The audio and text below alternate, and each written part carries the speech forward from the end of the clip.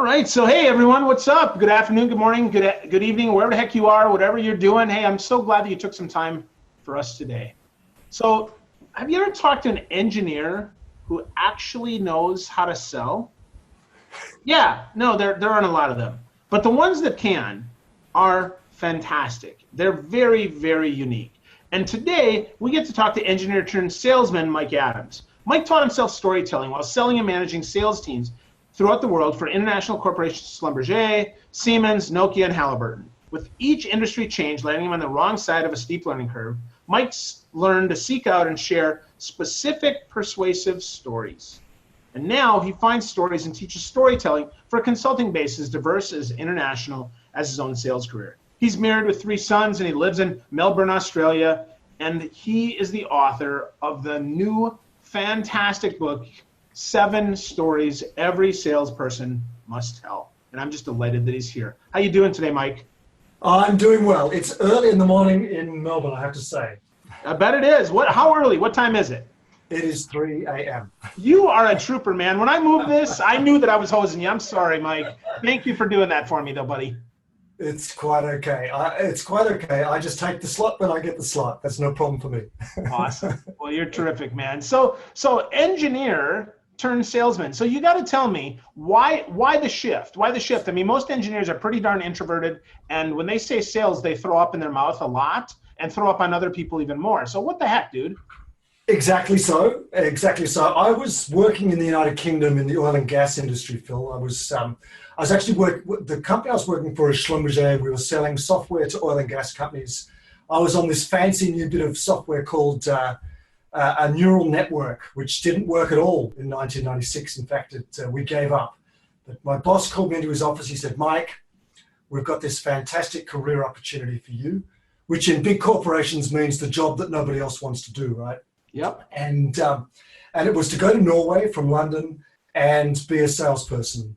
And I was like, love to go to Norway, don't want to be a salesperson. And what I said was, can't go because my wife is 8 months pregnant. And then I went home that night and she said, "Oh, we're going to Norway." So, awesome. That excuse failed, huh? Correct. So she flew on the last day that she was legally allowed on the plane. And our second son, Isaac, was born in the public hospital in Stavanger in Norway because there's no private hospitals in socialist Norway. Well, there weren't in 1996 anyway. So that's how I got into sales, because I wanted to go to Norway. And or your wife wanted to go to Norway, right? True. Well, I did too. I just didn't want to be in sales. That's awesome. And I would have gone back to engineering pretty quickly, I think, Phil, because I didn't really want to be in that role, but I had this amazing piece of good luck. I sold from Stavanger, Norway, the biggest corporate worldwide deal of our software that year, in my rookie year, by accident. And it truly was good luck, good fortune, because I just happened to meet exactly the right guy. There happened to be a global conference of all of the data software managers in Stavanger that year. And my client that I met got up on stage, and he was a fabulous actor, and he just presented our software, brand new software, to like 40 guys from what was Elf, now Total, one of the world's largest oil companies. And they bought it, and of course, I thought I was good. I thought I was good at selling. It took me about 15 years to realize that I just had the most outrageous stroke of good fortune, But sometimes that's enough to get you in, right? Yeah. Well, sometimes it's better to be lucky than good, especially with timing, right? Well, that's what Napoleon said. Give me generals that are lucky.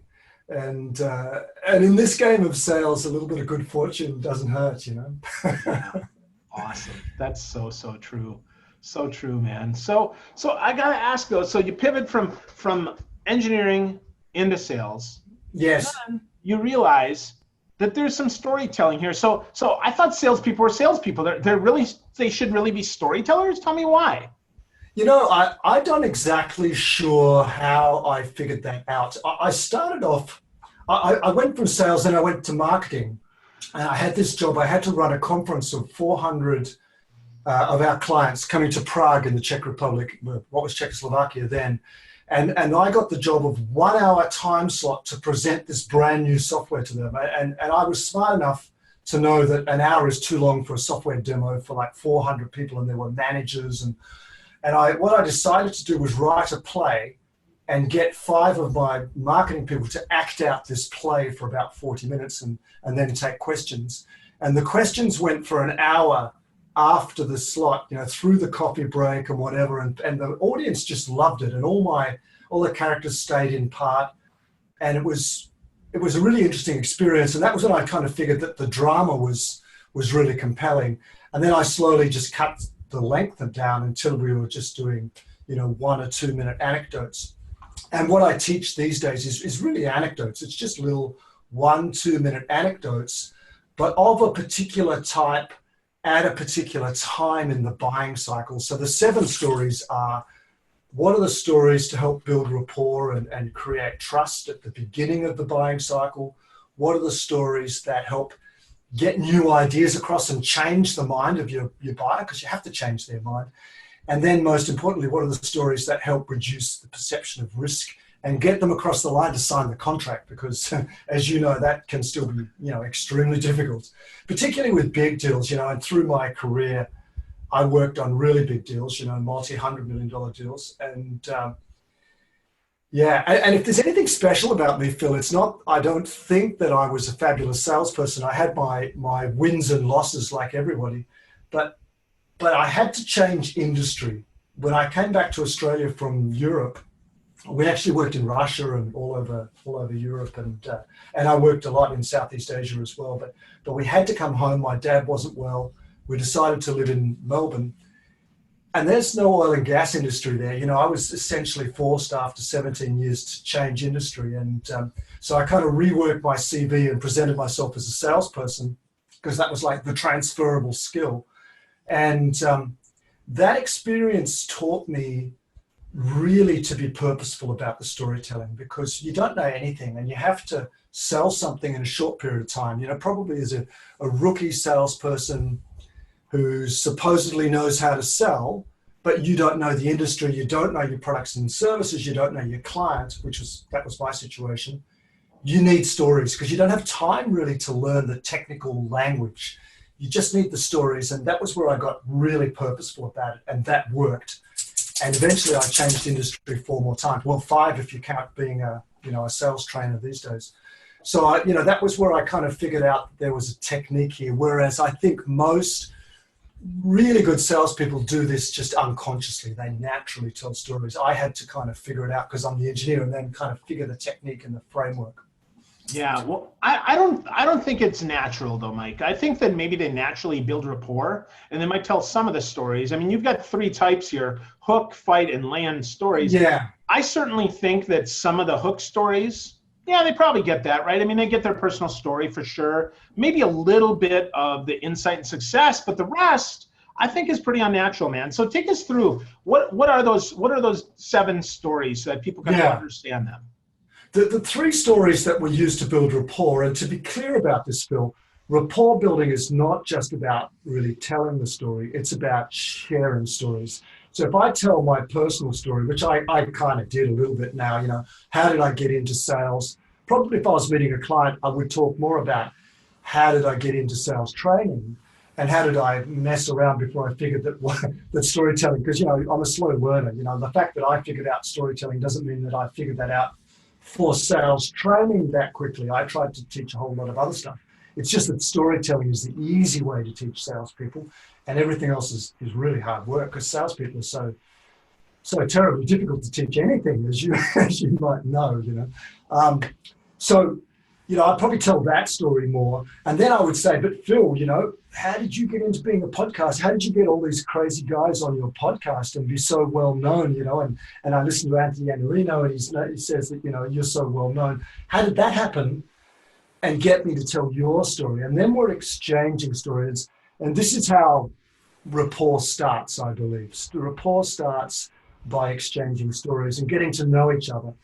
And all those books behind me, the sales books there are about asking questions mostly, and I believe, and that's correct. You need to learn how to ask intelligent questions, but but nobody is answering your question in any depth until they trust you. And it's that interaction that happens before you ask questions that really determines how much they open up and how much they'll to trust. So if you put into your personal story why you should be trusted, some vulnerability to show that you're a human being, that like anyone else you make mistakes, you have good fortune like me, and that you know what you're talking about, right? That you're an authority. That helps to build that trust, and it's a sophisticated thing. This is the hardest story to learn to do well, your personal story. The other two rapport building stories are stories of other people that the buyer will meet. If you're a small company, it might be your CEO, or it might be your head of customer service or your technical sales guy. You can position that person as an authority. They can like them and trust them before they even meet that person. And this is a beautiful technique to help widen that circle of trust. And the third story is your company story. And it always amazes me that most salespeople, when I ask them, they're not really able to tell me the history of how their company started and why it didn't fail and how it succeeded and who is the client that really made their company. What is it that they do? How do they serve? And where are they going? What's their strategy? And that story is incredibly persuasive if told well, but you need to work on it. You need to know how to tell it.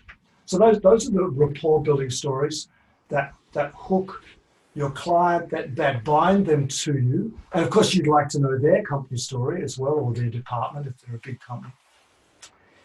And I'm talking very fast and too much. Does that make sense, Phil? That absolutely makes sense. And I think that makes so much sense that it's really important that we focus on one piece of that, and that is the purpose of the story, right? Correct. The reason that we have a story, because it's not storytelling for storytelling's sake. If you're listening to this, you're thinking, Mike is saying, well, just tell me a story. once upon a time, there were 3 little bears.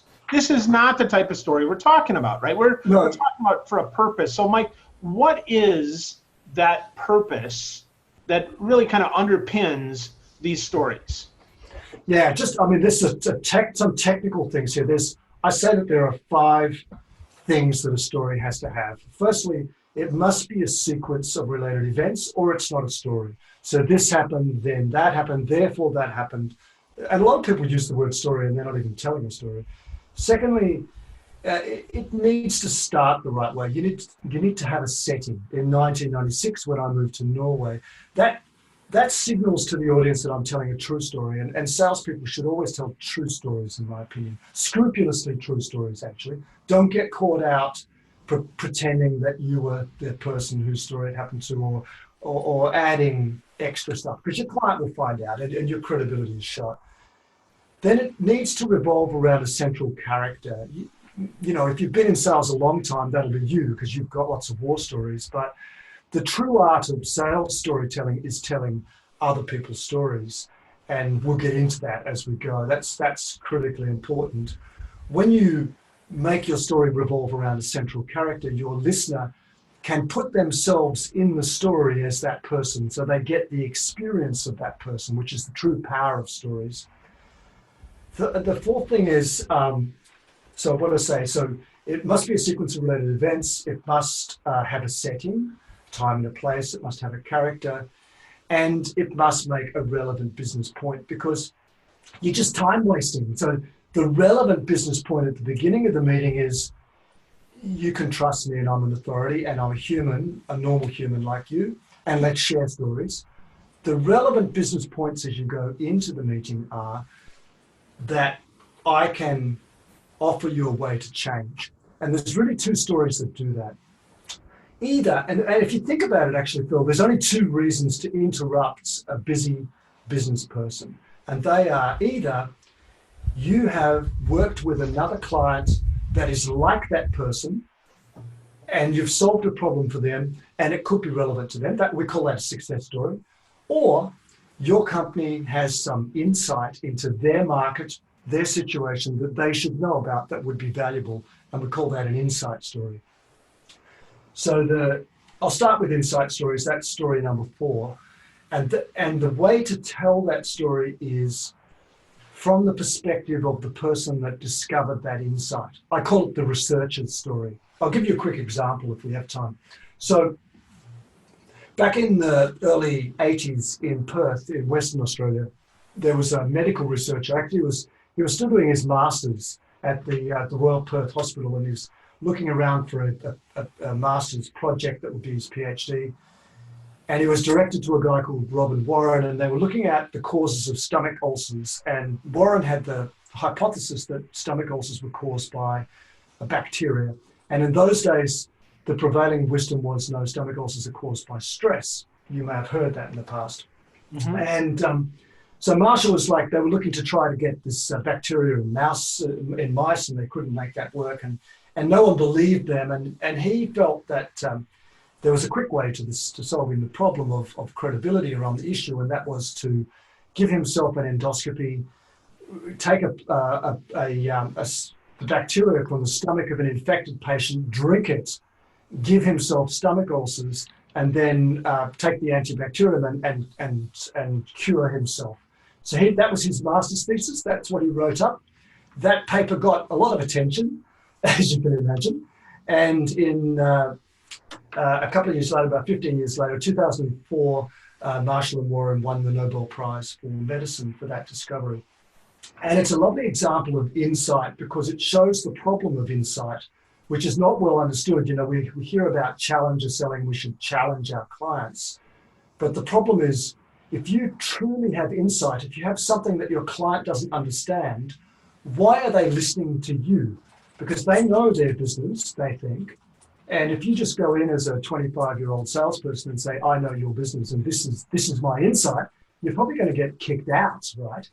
So you've got to teach your client how you discovered it. And the researcher's story, like Barry Marshall, the story about how you discovered it and how you got people to listen is the story. And when you put insight into that like that, they listen and they understand.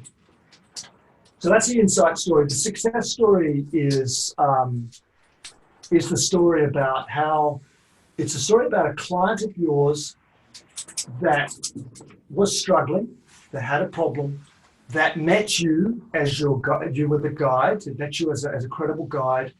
You gave them a plan, and they avoided failure, and they achieved success.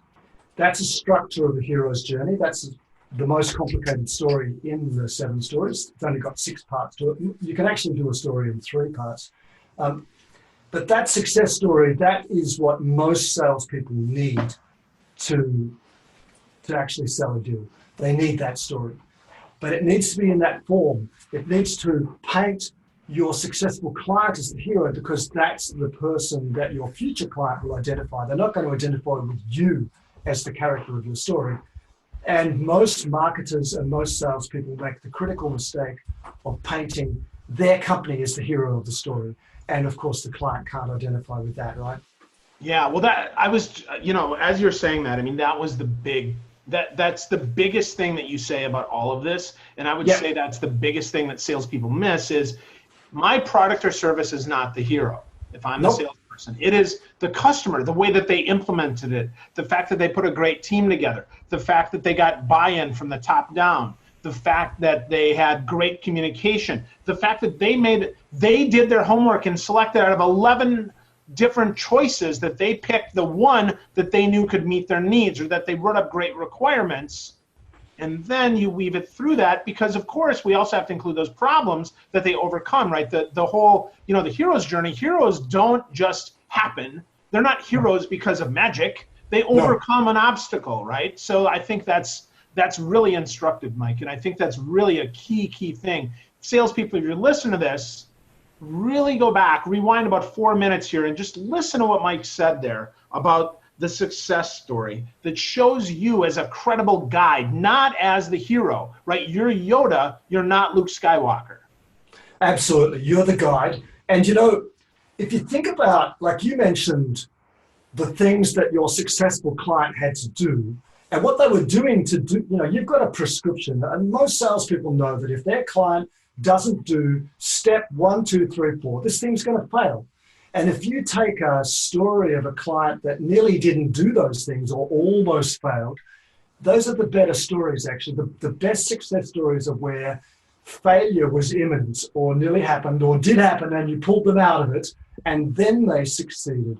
So you can think of that actually as a way of avoiding the typical objections, because, you know, if you say something like, you know, that client, they thought there's no way they could find funding for this thing, right? But you know, they were brave. They took it to the CEO. We helped them with the business case, and you know, they found the funding through the. So what you're doing is you're putting into the story the things that can go wrong and the objections you can overcome, and your future client, your buyer, gets an experience. They get us an experience of what it's like to buy your products and services and how they're going to feel after they've bought it. And it's a beautiful thing, Phil. It's such a beautiful thing when it's done that way.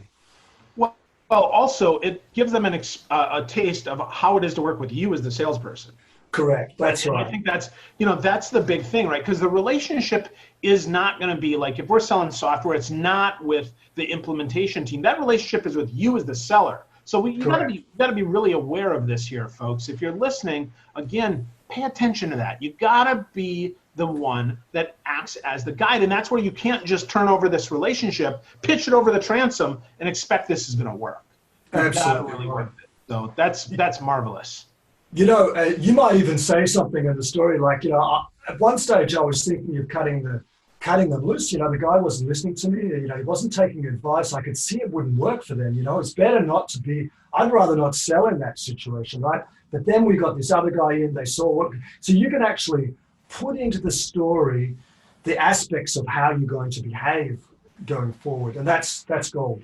So those are stories 4 and 5. What we're doing here is we're mind changing. We're using stories to change the mind of the buyer and to see a different way of being, of how they can run their business. Then we move into closing the deal. And this is where storytelling for the really good salespeople, this is where they shine. And it's so difficult. If like me, you've been selling high ticket items, the whole thing goes out of your control at a certain point. And I'm sure you've been there, Phil, right? It's like, okay, don't call us. We'll call you. We're thinking about it, right? This can go for months, right? I've got a story in 7 Stories where this went for like 6 months, you know, don't call. We're still thinking about it. And you have no idea what's going on, right? You're shut out of this. Probably their CFO is there, their head of risk, head of compliance, there's this stakeholder meeting. You might even know the people there. But what are they talking about? Of course, they're talking about your solution and what it's going to do for them, but they're also talking about risk. What could go wrong? Is this the right use of the company's resources? And someone might say, well, you know, that company, you know, your company, let's call them XYZ. Can we trust them? And if your sponsor has heard what I call the value stories, if you've been able to tell a couple of stories about how your company behaves when things go wrong, just the tone of their voice. I learned this when I worked for Siemens, Phil. You know, Siemens is a massive German multinational conglomerate. It was a 100 billion euro company when I was working for them. It's probably bigger now. And when I joined them, I was used to kind of North American sales culture. You know, we have weekly, we have monthly, and there's like no sales culture in this company. You know, it was CFOs and engineers. And I couldn't work out how anything was sold. And no marketing, no sales. And yet there were these stories, Phil. There were these value stories. I'll give you an example. I was in the country CEO's office, the Australia CEO's office, Albert, and we were having a conversation about a deal that I was working on. And he took a phone call, and you could kind of tell it was serious. He hung it up. He was very subservient in this call. He hung the call up. He said, Mike, that was the Victorian state government. We've got a big problem on a project. We're delivering transformers to this electrical cable that goes from Australia to Tasmania, where I was born, actually, Tasmania, where I grew up, 400 kilometers under the ocean. And the ship bringing the transformers from Germany hit a storm in the Southern Ocean, broke its rudder, and all 6 of these massive transformers are smashed beyond repair. We have to build them again, and it took 18 months to build them. Yeah, exactly. Holy cow. And he said, you know what? I called the Siemens board, They had an emergency meeting. They didn't discuss like litigation or who's liable or who's going to pay for it. They discussed how quickly can we build 6 transformers, and they built them in record time. And the whole project hit its delivery time. There wasn't a single month lost in the entire project, right? Now that's a value story. That's like, can we trust these guys to deliver? The sponsors in that stakeholder meeting are saying, come on, man, this is Siemens. Of course they're going to deliver, because he's heard these stories, right? You hear these stories in the hospitality industry all the time. The lost wallet on the counter, and the bellboy takes it out to the airport and doesn't want to reward. And how does your company behave ethically? What kind of company are you? These stories are incredibly persuasive, and not only to the client, but internally to your own organization as well. And that's the story of a leader, in my case, the Siemens chairman of the Siemens board, but the leader doing the right thing for the customer. And those are brilliant stories. And the final story, the 7th story, I call the sales manager story. And that's like the guy that has closed deals before and knows how to do it. And Phil, when we get to big deals, not too many people close big deals all the time. It's a few people actually. And those people have amazing stories. And if you ever go to negotiation skills class, they are story after story after story, because the people who know how to negotiate big deals, they're incredible storytellers. And their stories really teach. And in this context, this is the story that teaches your sponsor how to get around a stuck situation, right? So you've got that stakeholders meeting, that sort of 6 to 10 people who aren't sure. So there are all sorts of standard problems that happen. If we have a couple of minutes, I'll give you one example from my own experience. I was working on a big music media deal with a media company about 10 years ago. And this thing was a revenue share. This was a little bit like Apple iTunes before iTunes. It was in the mid-2000s. And the media company was only going to make money if there was lots of downloads, and we were only going to make money if there were lots of downloads. And it was a complicated system. And we got into the contract negotiation, and until then I'd been working with all their technical people and their commercial people. And then they invited us to this contract negotiation that was up on the top floor of the corporate towers, massive big table, and there's all the client people on one side of the table. I knew them, and all of my technical experts on the other side. And at the head of the table was this new guy that we hadn't met, and he was the chief negotiator. And he proceeded to just pull the deal apart. The reliability had to be 99.999%, and it didn't like the financial terms. And I'm thinking, man, like, this is not a revenue share. This is just like a pillage of the supplier, And I remember walking back to my office, which was about half a kilometer away, and went into the office, and one of the more experienced sales guys saw my face and said, "What's wrong?"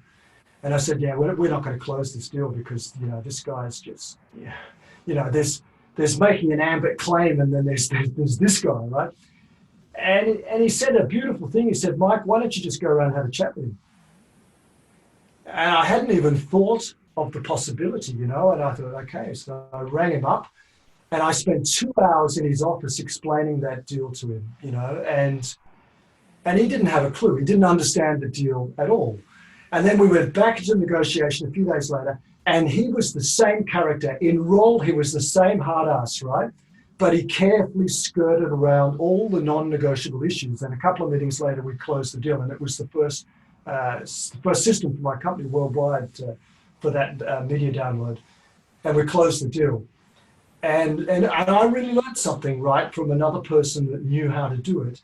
And that's the teaching story. That's the teaching story that helps you get around typical problems in deal negotiation. And that's the 7 stories through the buying cycle. Fantastic. So, Mike, I'm convinced we need stories. Hopefully our listeners are too. But here's the thing, right? This has got to be a lot of work. I mean, this has got to take, hundreds of hours a week in order to do this? I mean, you got to be a special case to do this, don't you? Look, my book is directed at sales leaders, people who run a business, have a team of salespeople. And there's a little bit of engineering system to think about. you need to think about a story library and start collecting your stories. Most companies have these stories. All it takes is to get the team together, teach them a little bit about the structure, and then set them off. And then as they tell stories, I just get my iPhone out, Phil. I just record them as they're telling them, hold the iPhone there, boom, I've got a 2-3 minute video, put it in the story library. So you can start to build up these stories very quickly. We use iPhone for a video. We use WhatsApp for practice. So I'll call the sales guy up and say, look, tell me that success story, but get it under 2 minutes and send me a WhatsApp video. What they'll do is they won't send it. They'll listen to it. They'll see that it's 3 minutes. They'll try again. They'll try again. They'll try again. Before you know it, the guy spent 40 minutes practicing, and then they send you a 2-minute video. And this is how people learn quite quickly how to do it, Phil. And so, no, it's not that time consuming. It's something that salespeople enjoy. Instead of teaching them the latest complicated process or your CRM, teach them storytelling when you get them together for the sales kickoff. And the experienced guys will love it because they'll be telling the stories. The young guys will love it because they'll be hearing those stories. And the sales leader can start collecting them up and putting them in a story library. And this works brilliantly. That makes so much sense, and that's such good stuff there, Mike. I mean, if you practice, if you care enough to do a story, you care enough to do it right. And Correct. That's where the practice comes in. So you mentioned WhatsApp and you mentioned your iPhone. I'm going to give you one more tool that might help speed that up even more, and that is otter.ai.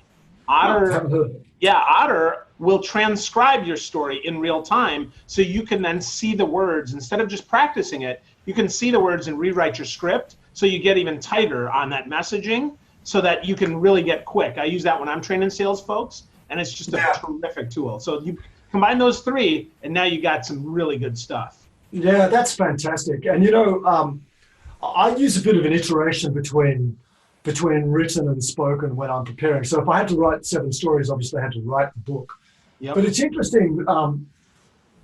The written story is good, and the sales guys need the background, because it's no good telling a success story and the client says, well, tell me about this exact thing, and they can't tell the next question. They can't answer the next question. They still need the case study background, right?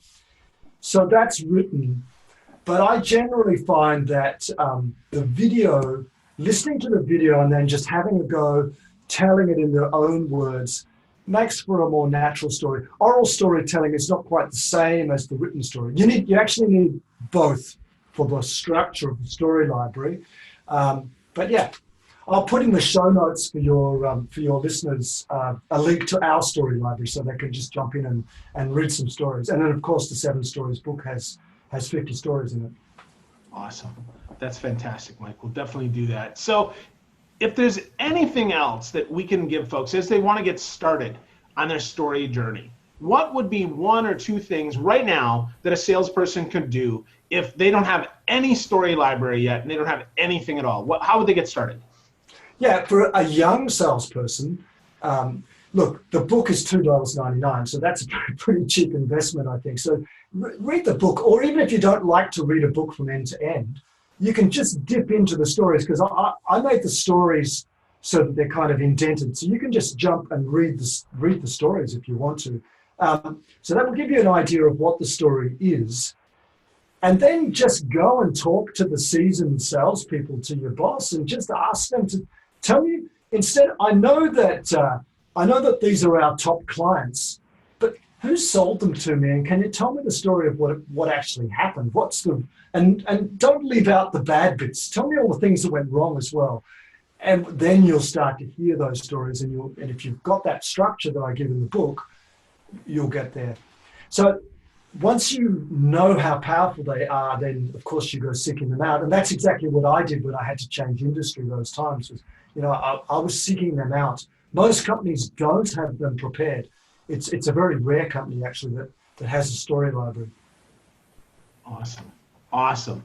Well, hopefully, folks, if you're listening here, you get started capturing those stories, get started building your library, and get started telling all the 7 stories that Every Salesperson Must Tell. So Mike, if people, obviously they can go to Amazon, get a copy of the book, but if they wanted to ask you some more questions, they want to go deeper with you, which social channel would you send them, or how would you get them to you so they can interact with you more? Yeah, look, I'm really active on LinkedIn. I'm just starting to experiment with Instagram, but don't go there yet. That I will do that. But I'm active on YouTube. So I have a YouTube channel. I put all my stories there. The stories in our online training, I test them out on YouTube. We put them into the online training.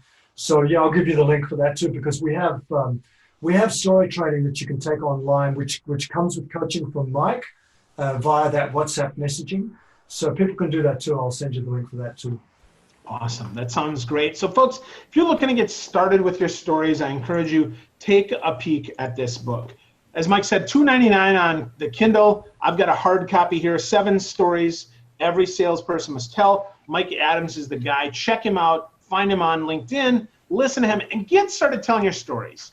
Doesn't matter what you're doing. Mike's your guy. So Mike, thank you so much for spending time with us today. You're the best, dude. Good on you. There's an audiobook too if people like to listen. There you go. Well, I've actually been amazed at how well the audiobook's going. It seems like it gets about double the downloads as the paperback books. It's really surprised me. Yeah. Well, I think it's your accent. I think that's yeah. Mike Bosworth on the intro as well. He does a nice There you go. Yeah. Exactly. Exactly. Cool. Well, check it out, folks. Thanks so much for spending some time with us today. Have a great day. Good on you. It's been a delight. Thanks, Phil. Thank you, Mike.